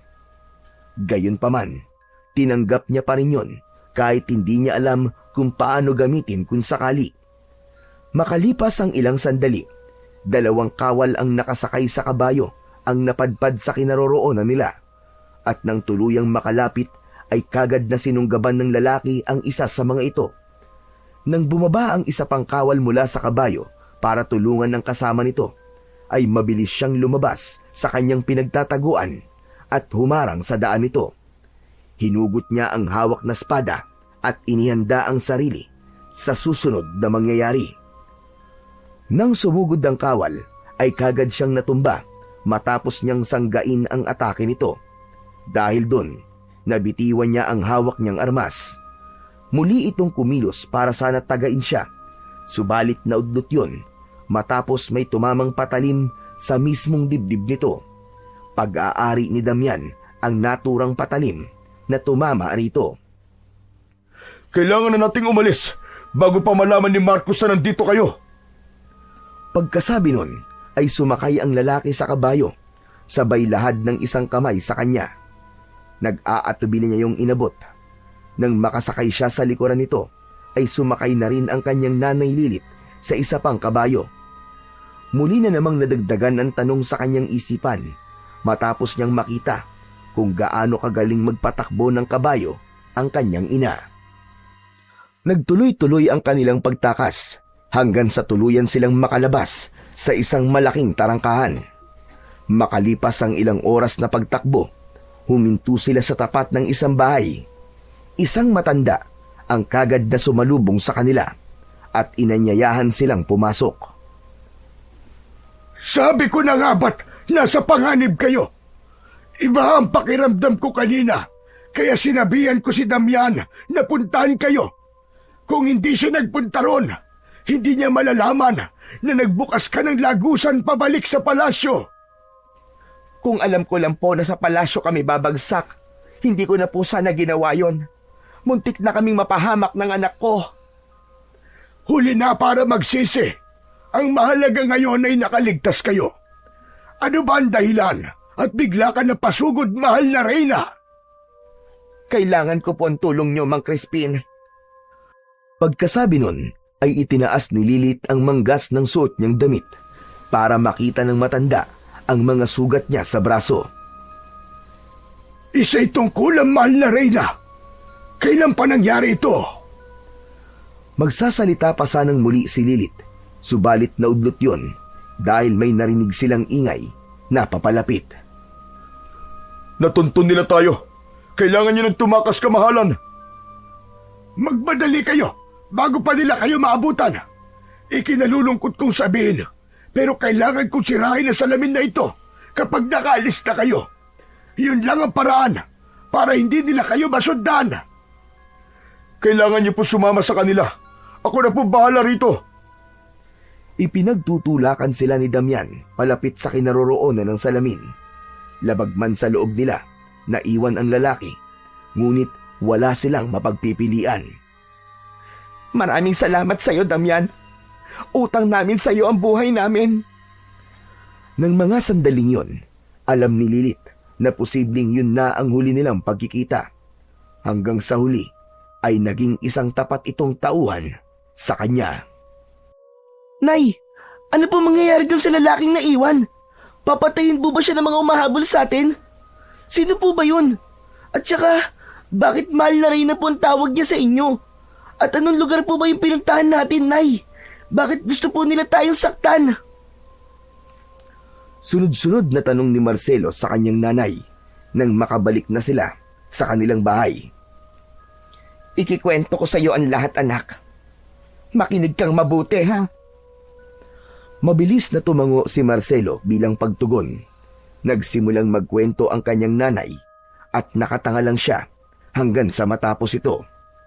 Hindi siya makapaniwala sa kanyang mga nalaman. Totoo po ba talaga ang lahat ng narinig ko, Nay? Parang ang hirap po kasing paniwalaan. Totoong totoo, anak. Lahat ng sinabi ko sa iyo ay yun ang naganap. Tumingin si Marcelo sa matandang kasama nila na nagngangalang Mang Crispin, ayon sa kwento ng ina. Totoo po ba ang lahat ng sinabi ni nanay? Totoo yun, iho. Walang kasinungalingan sa mga sinabi niya sa'yo. Wala naman akong balak na ilihim sa iyo ang lahat, anak. Pero ang gusto ko sana, kapag nasa tamang edad ka na, saka ko sasabihin sa iyo. Pero dahil maagang hiningi ng pagkakataon, wala na akong mapagpipilian. Naiintindihan ko na po ngayon kung bakit may kakaiba sa akin at kung bakit palaging dinadalaw ni Kuya Damian si nanay. May dahilan pala ang lahat. Walang ibang ginustong nanay mo kung hindi ang mailigtas ka. Mas pinili niyang umalis sa palasyo at tumira rito para lamang sa iyo. Ngayong nasa panganib ang buhay niya, sana gawin mo rin ang lahat para mailigtas siya. Parehong nagtaka si Marcelo at Lilith sa sinabing yon ni Mang Crispin. Ano po ang ibig niyong sabihin, Lolo? Sa pagkakataong ito, ikaw lang ang makakatulong sa nanay mo, mahal na prinsipe. Nasa loob ng katawan mo ang kakaibang lakas na kayang tumalo sa kahit na anong uri ng mangkukulam. Pero bago ang lahat, kailangan muna nating alamin kung sino ang may gawa nito sa mahal na reyna. Siya lang ang makapagbibigay sa atin ng lunas na kakailanganin para gumaling siya at ang mga sugat niya sa katawan. Paano ko po gagawin yun? Hindi ko po alam. Natatakot po ako sa posibleng mangyari. Kailangan mong labanan ang takot mo, mahal na prinsipe. Dahil kapag nagpadala ka sa takot, kukontrolin ka ng iyong kapangyarihan at kapag nangyari yun, hindi maganda ang magiging kalalabasan. Wala nang ibang paraan para gumaling ako. Baka may alam ka pang ibang lunas, Mang Crispin. Masyadong delikado yung sinasabi mo. Wala nang ibang paraan, mahal na reyna. Nasa kamay mismo ng mangkukulam ang lunas na kakailanganin natin. Ang tanging magagawa ko lang sa ngayon ay sumaklolo sa oras na muli ka na naman niyang paglaruan. Lolo, makakaya ko po ba talagang talunin ng mangkukulam na may gawa po nito kay nanay? Oo, mahal na prinsipe. Kailangan mo lang magtiwala sa iyong kakayahan. Kung ganon, pumapayag na po ako. Kung yun lang po ang tanging paraan para mailigtas ko po si nanay, gagawin ko. Huwag, anak. Ayos lang sa akin kung hindi ako gumaling. Ang mahalaga ay ligtas ka. Nay, buo na po ang desisyon ko. Hindi niyo na po ako mapipigilan. May tao ba kayong pinag-iinalaan na maaaring gumawa nito sa nanay mo? Tumingin muna si Marcelo sa kanyang nanay bago sumagot.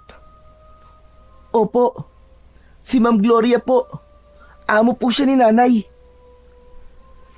May hawak ba kayong kahit na anong bagay na pag-aari nitong tao na sinasabi mo? Kailangan ko ng kahit na anong bagay na pag-aari niya para malaman ko kung mangkukulam nga ba siya o hindi. Marami siyang damit na binigay sa akin, mga pinaglumaan niya. Sa totoo lang, napakabait niya sa akin, kaya parang hindi ko kayang maniwala na siya ang posibleng may gawa nito sa akin. Iyang suot niyo po ngayon, hindi po ba galing po sa kanya yan, Nay? Sunod-sunod na tumango si Lilith. Maaari ko bang hawakan, kamahalan? Sige po, Mang Crispin. Bahagyang lumapit ang matanda at hinawakan ang laylayan ng damit ng kanyang nanay. Ano po nakita niyo, Lolo? Tanong niya matapos bitiwan ni Mang Crispin ang damit ng kanyang nanay. Tama ka sa hinala mo. Ang may-ari ng damit na ito ay isang matandang mangkukulam na nagtatago sa isang magandang muka. Pagkasabi nun ay tumingin ang matanda sa nanay niya. Natatandaan mo pa yung sinabi ko sa iyo nung araw bago kayo umalis, mahal na reyna? Yung tungkol sa aswang na mangkukulam na tumakas nun. Siya at itong si Gloria na tinutukoy nyo ay iisa. Inggit ang nakikita kong dahilan kung bakit niya ito ginawa sa iyo. Nagagalit ang mga mangkukulam kapag may nakikita silang mas maganda sa kanila.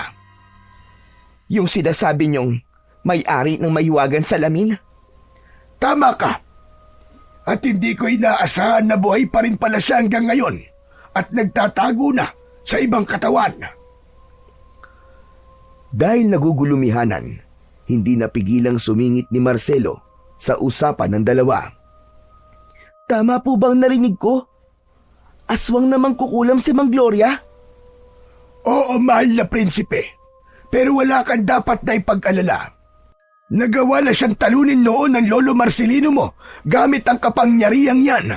Kaya malaki ang tiwala ko na makakaya mo ring gawin ang ginawa niya. Siya po ba matinding nakalaban ni Lolo Marcelino? Oo, mahal na prinsipe. Siya rin ang tinitingala at itinuturing na pinuno ng mga aswang noon. Nang maglaban sila ni Marcelino, nagawa niyang makatakas matapos siyang masaksak ng lolo mo. Maaari ko po bang malaman kung paano po nagkaroon ng ganitong kapangyarihan si Lolo Marcelino? Masalimuot ang nakaraan ng lolo mo. Biktima siya ng eksperimento ng mga gustong mag-angkin sa banwa. Binatilyo pa lang daw siya noon nang dukutin siya at dinala sa isang lugar. At doon, sa pilitan na hinaluan ng dugo ng oso ang kanyang dugo. Sobrang natakot siya nung una sa mga pagbabago sa katawan niya. Pero sa huli, nagawa niyang kontrolin ang kanyang pagiging halimaw at ginamit niya yon para tumulong na magkaroon ng kapayapaan ng banwa. Siya rin mismo ang pumatay sa mga taong gumawa nun sa kanya. Natulala si Marcelo sa kwentong kanyang narinig. Parang nakikita niya sa kanyang isipan ang hirap na pinagdaanan ng kanyang lolo Marcelino. Magsasalita pa sana siya, pero naunahan siya ng kanyang nanay. Hindi mo kailangan maging bayani katulad ng lolo mo, anak. Ilalagay mo lamang ang sarili mo sa panganib. Walang imik na nagkatinginan na lang sila ni Mang Crispin dahil sa sinabing yon ng kanyang nanay. Matapos mamayani ang katahimikan sa pagitan nilang tatlo, ay isang itim na ibon na galing sa bubungan nila ang nakita niyang lumipad palayo. Kinagabihan, saktong 12:00 ng hating gabi, ay muli na namang umalulong ang mga aso. Kasunod nun, biglang bumangon ang kanyang nanay sa higaan at tila wala sa sarili na naglakad palabas ng silid at nagtuloy-tuloy sa pintuan. Wala po ba tayong gagawin? Tanong ni Marcelo kay Mang Crispin nang makita niyang lumabas na ng bahay ang kanyang nanay at tinatahak ang direksyon na papunta sa kakahuyan. Susundan natin siya. Ihanda mo ang sarili mo dahil posibleng makaharap mo na ngayon ang mangkukulam. Tandaan mo, mahal na prinsipe, nasa kanya ang lunas para tuluyang gumaling na ang nanay mo. Dahil sa sinabing yun ni Mang Crispin, ay biglang nag-umapaw ang determinasyon niyang talunin ang mangkukulam. Pagdating nila sa kakahuyan, nagkubli sila sa isang puno. Ilang metro ang layo mula sa kinatatayuan ng kanyang nanay. Makalipas ang ilang sandali, isang itim na ibon ang nakita nilang lumapit at biglang naging isang matandang babae na may mahabang buhok na kulay puti. Akala ko po, si Ma'am Gloria ang mangkukulam. Siya nga, ang nakikita mo ngayon ay ang totoo niyang itsura. Ito na ang pagkakataon mo, mahal na prinsipe. Lumabas si Marcelo mula sa pinagtataguan at pinukaw ang atensyon ng matandang mangkukulam. Hoy! Mangkukulam! Layuan mo ang nanay ko! Ako ang harapin mo! Humarap sa kanila ang matanda at sa pagtataka niya, hindi niya man lang kinakitaan ng pagkabigla ang mukha nito. Parang inaasahan na nito ang kanilang presensya. Ang mga sumunod na nangyari ay hindi niya napaghandaan. May binigkas na mahiwagang salita ang matanda at bago pa niya mahulaan kung ano ang balak nitong gawin, ay mabilis na nitong nahawakan sa kamay ang kanyang nanay at sa kahinilan ng may lumitaw na lagusan sa harapan nito. Kasunod nun, sabay na naglaho ang dalawa sa paningin nila. Lolo, saan po sila nagpunta? Sa banwa, nakapagtataka. Hindi siya nagulat nang makita tayo. Parang sinadya niyang sundan natin ang nanay mo para malaman natin kung saan niya dadalhin. Mukhang may alam siya sa totoo niyong pagkatao. Parang alam ko na po kung paano niya nalaman. Kahapon, pagkatapos niyo pong sabihin sa akin ng lahat, may nakita po akong itim na ibon na lumipad palayo. Kung ganon, kaya niya dinala ang nanay mo para sumunod ka. Sa tingin ko, balak niyang makipagtulungan kay Marcos. Ano po ang gagawin natin ngayon, Lolo? Wala na tayong mapagpipilian, mahal na prinsipe. Kailangan natin bumalik sa banwa para iligtas ang mahal na reyna. Hindi lang isang kalaban ang kakaharapin mo pagdating natin doon. Nakahanda ka ba? Nakahanda na po akong harapin ng lahat, Lolo. Nang marinig ang sinabing niyang yon, ay may binigkas na mga kataga si Mang Crispin at ilang sandali pa ay lumitaw na ang lagusan sa harap nila. Naunang pumasok ang matanda at sumunod siya. Bumulusok sila sa kawalan hanggang makarating sa kanilang destinasyon. Ilang kawal ang naabutan nilang naghihintay at kagad na itinutok ng mga ito ang hawak na armas sa kanilang dalawa. Bumukas ang pintuan at mula roon ay pumasok ang matandang mangkukulam kasama ang dalawa pang lalaki. Maligayang pagbabalik, mahal na prinsipe. Hinahanap mo ba ang inang reyna? Tumuon ang atensyon niya sa lalaking nagsalita. Base sa kasuotan nito, masasabi niyang ito ang kasalukuyang hari, ang kanyang tiyo Marcos. Hindi ako nagpunta rito para makipag-agawan sa trono. Gusto ko lang bawiin si nanay at makuha ang lunas mula sa mangkukulam na yan. Pagkasabi nun, ay itinuro niya ang matandang mangkukulam na noon ay nakangisi sa kanya. At sa tingin mo ba, papayag ako sa gusto mo mangyari? Hindi ka na makakalabas ng buhay sa silid na to. Naikuyom ni Marcos ang kanyang mga kamao nang dahil sa labis na galit. Inaasahan niya ng masama ang ugali ng kanyang tiyuhin, pero hindi niya akalain na higit pa pala sa inaasahan niya ang taglay nitong kasamaan. Napakasama mo! Hindi ako papayag na magtagumpay ka sa mga plano mo! Pagkasabi nun, ay inilabas niya ang matutulis niyang mga kuko.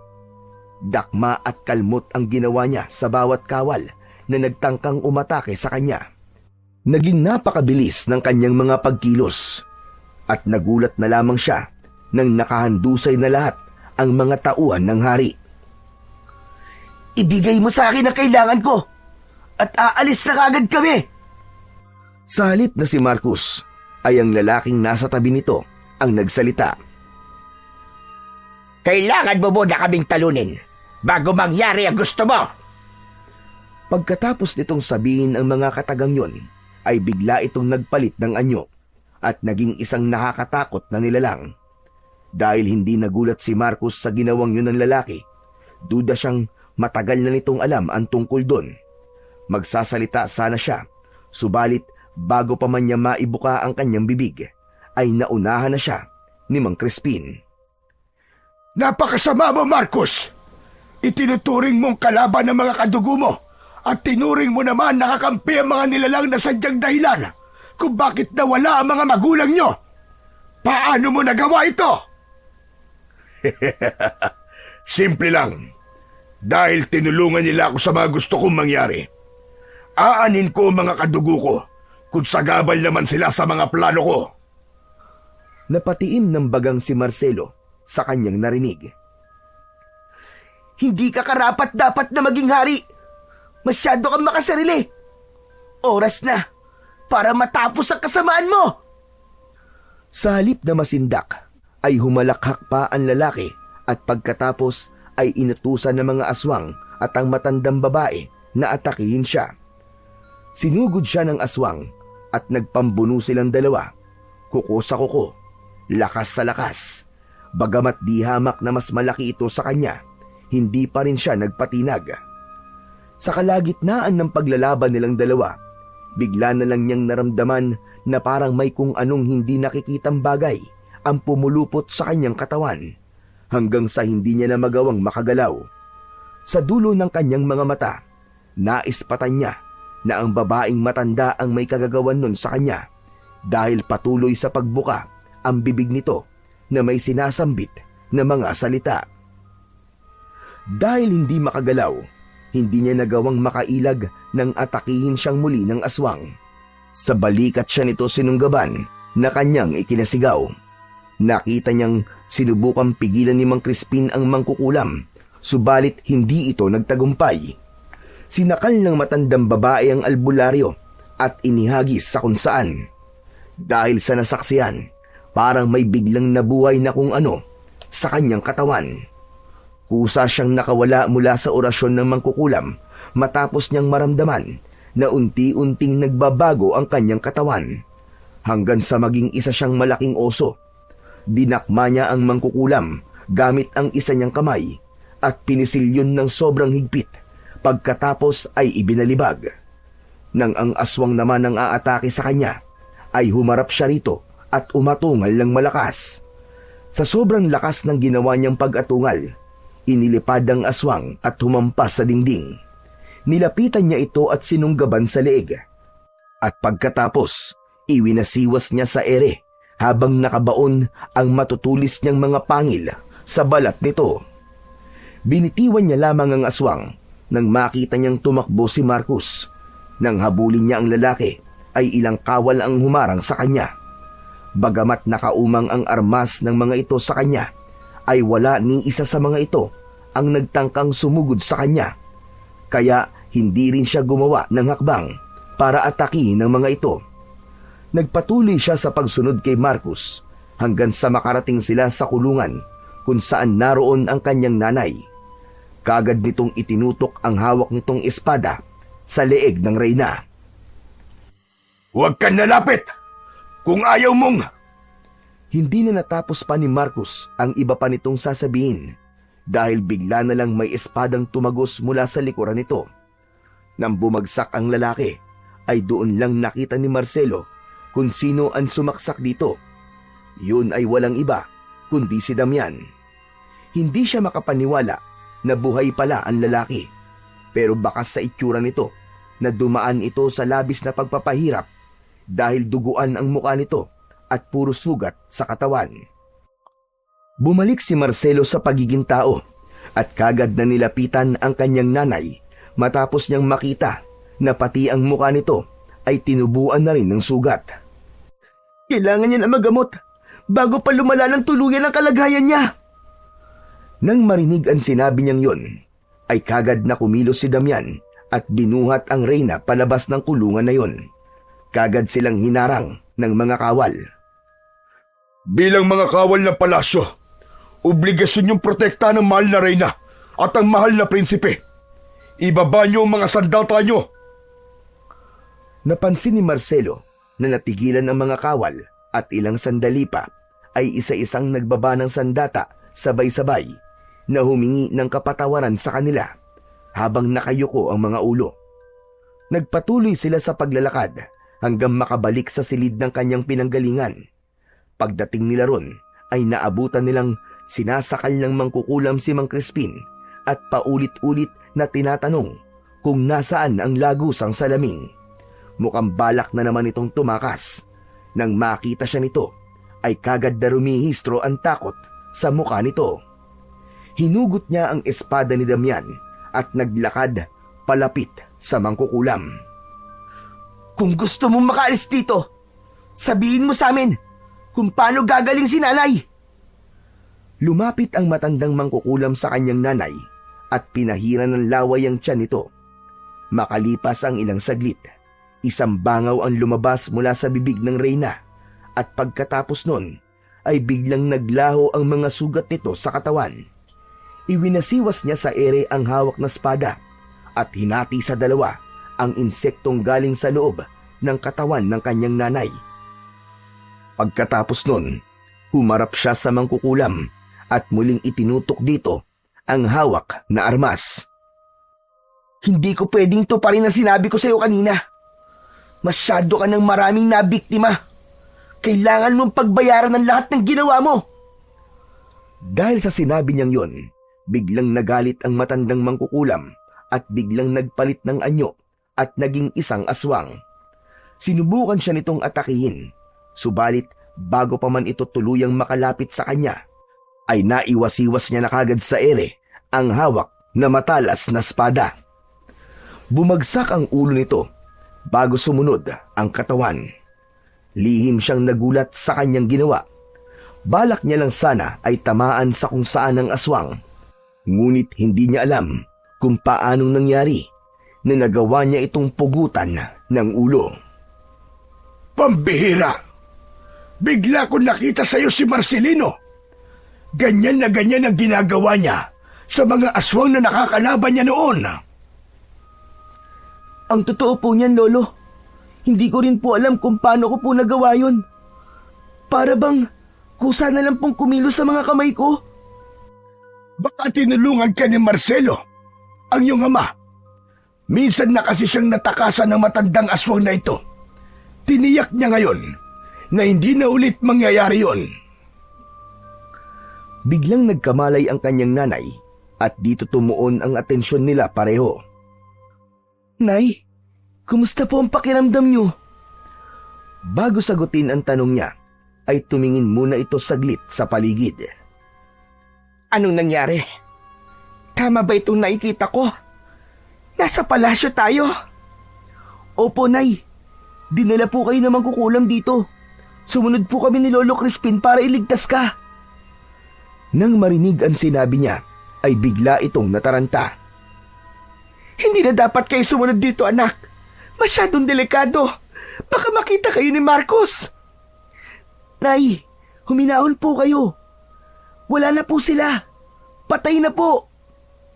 Nagtataka siya nitong tinignan. Anong ibig mong sabihin, anak? Mahabang kwento po, Nay.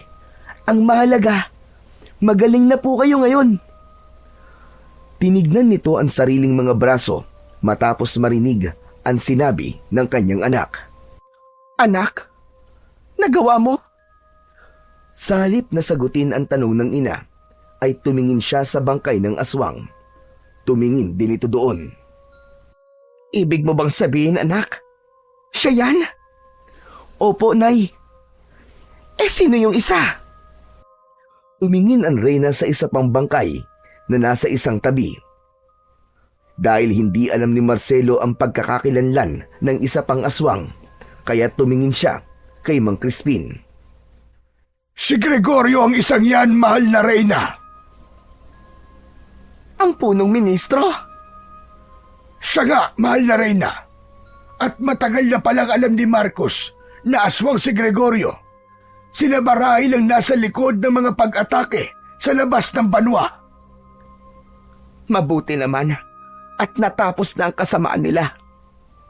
Salamat sa Panginoong Diyos. Magkakaroon na ulit ng kapayapaan ng banwa at ang mga tao sa loob at labas ng kaharian. At higit sa lahat, ligtas ka, aking anak. At ligtas na din po kayo, Nay. Pagkasabi nun, ay lumapit siya sa ina at yumakap dito.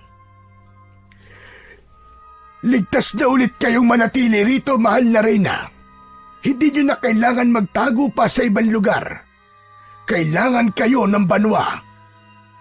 Yun nga rin ang nasa isip ko, Mang Crispin. Bumitaw sa pagkakayakap si Marcelo at tumingin sa reyna. Ibig niyo po bang sabihin, Nay? Hindi na po tayo uuwi sa bahay natin? Anak, ito ang totoo mong tahanan. At isa pa, wala na rin namang lagusang salamin, kaya malabo na tayong makabalik. Mahal na reyna, hindi ko po binasag yung salamin. Itinago ko lang po sa ilalim ng higaan ni Mang Crispin para hindi nila makita. Sabay-sabay silang napalingon dahil sa sinabing yun ni Damian. Totoo po? Oo, mahal na prinsipe. Gayunpaman, hindi ka pa rin pwedeng umalis at manatili sa ibang lugar. Dito ang inyong tahanan. Kapalaran mong pamunuan ang kahariang ito. Naiintindihan ko po. Pero, pwede naman po siguro akong pumasyal-pasyal doon, hindi po ba? Wala ako sa lugar, mahal na prinsipe, para magdesisyon.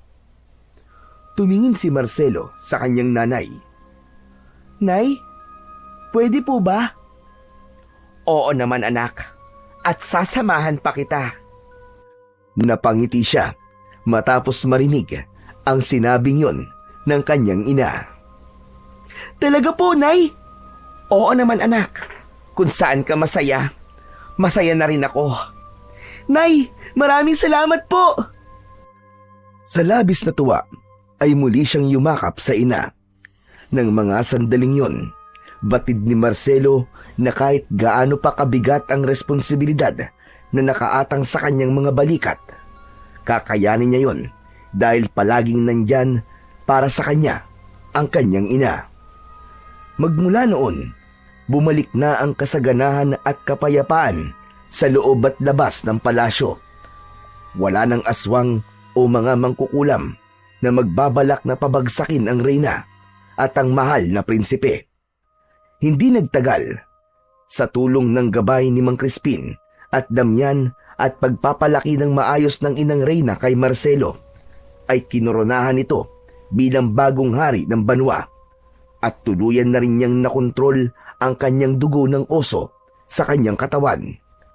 Sa kabila ng katahimikan na kanilang tinatamasa, hindi pa rin sila nagpakampante dahil alam nila na posibleng nakabantay lang at nagkukubli sa dilim ang mga masasamang nilalang na gustong kunin sa kanya ang dugo ng ginintuang oso at ang trono ng hari. Ngunit sa kabila noon, naniniwala siya na hanggang namamayani ang katapatan at pagmamahalan sa palasyo, ay walang kahit na anong puwersa ng kadiliman ang mananalo sa kanila.